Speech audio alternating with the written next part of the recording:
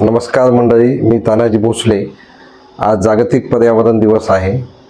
हिंगोली जिल्ह्यामधल्या वसमत तालुक्यातील सह्याद्री डोंगरावर सह्याद्री देवराई कुरुंदा टोकाईगड यांच्यामार्फत जे मंगेश दळवी आणि त्यांच्या टीमनं जे काम केलेलं आहे त्या केलेल्या कामाबद्दल त्या सर्व टीमचं आज जागतिक पर्यावरण दिनाच्या निमित्तानं त्या सर्व टीमला शुभेच्छा देऊन त्यांचं अभिनंदन आज मी या ठिकाणी करीत आहे। हिंगोली जिल्ह्यामधल्या महारानावर खरंच म्हणजे गरज असताना अनेक प्रजातीच्या वृक्षांची लागवड करून, नुसती लागवड नाही त्याच्यामध्ये आपल्या श्रमाचं सिंचन करून या मंडळींनी ती टोकाईगडाची टेकडी जी आहे ती फुलवलेली आहे आणि त्यामुळे त्या ठिकाणी एक नैसर्गिक अधिवास निर्माण झालेला आहे।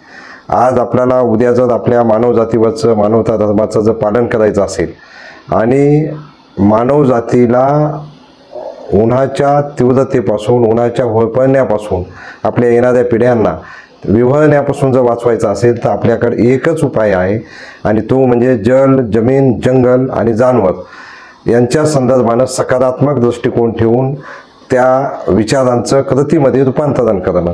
आणि या सह्याद्री देवराई टोकाईगड कुरुंदा या मंडळींनी त्याचं एक छोटूसं प्रात्यक्षिक, एक टेकडी, उजाड टेकडी फुलवून या ठिकाणी ते काम प्रत्यक्षात केलेलं आहे, म्हणून त्यांचं अभिनंदन।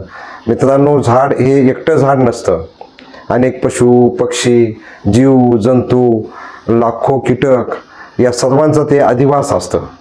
ते एक नैसर्गिक अशी अन्न साखळी जपणारी एक नैसर्गिक अधिवास असतो आणि आपल्या ज्ञानेश्वरीमध्ये लिहिलेलं आहे की जे जे दिशे भूत ते ते माने जे भगवंत। या उक्तीनं सगळ्या धर्मांचा जर अभ्यास केला तर निसर्गाच्या सोबत जाणं, निसर्गाला विरोध न करता जगणं म्हणजेच खरा मानवता धर्माचं पालन करणं आहे असं मला वाटतं।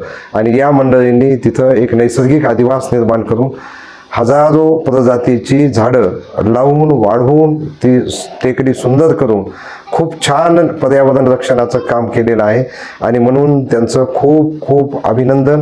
त्यांच्यापासून आपण सर्वजण प्रेरणा घेऊया।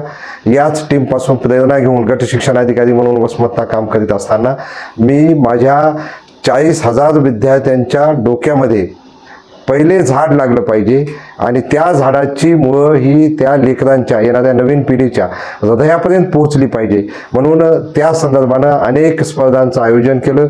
नदीवर चला जाणूया नदीला या उपक्रमाअंतर्गत नदीवर आमच्या सगळ्या शाळेतल्या सहली गेल्या। कुरुंदासारख्या गावामध्ये एक सर्जनाचं प्रयोग म्हणून प्लॅस्टिक मुक्तीसाठी तिथल्या दुर्गादेवी मंडळानं प्लॅस्टिकच्या ताटाऐवजी, ग्लासाऐवजी, वाट्याऐवजी स्टीलचे ग्लास एकदाच आणून त्या प्लॅस्टिक बंदीसाठी छान उपक्रम राबवलेला आहे।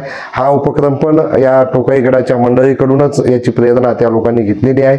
म्हणून आपण पण सर्वजण आज जागतिक पर्यावरण दिनाच्या निमित्तानं प्रेरणा घेऊया आणि मस्तपैकी वृक्ष संवर्धनासाठी काम करूया। आपल्या घरामध्ये जेवढे काही व्यक्ती आहेत तेवढ्या संख्येनं यावर्षी आपण आपल्या या पृथ्वीला सुंदर निसर्ग संपन्न बनवण्यासाठी आपण झाडं लावायचा उपक्रम हाती घेऊया। धन्यवाद। जय हिंद, जय महाराष्ट्र, जय जिजाऊ, जय शिवराय।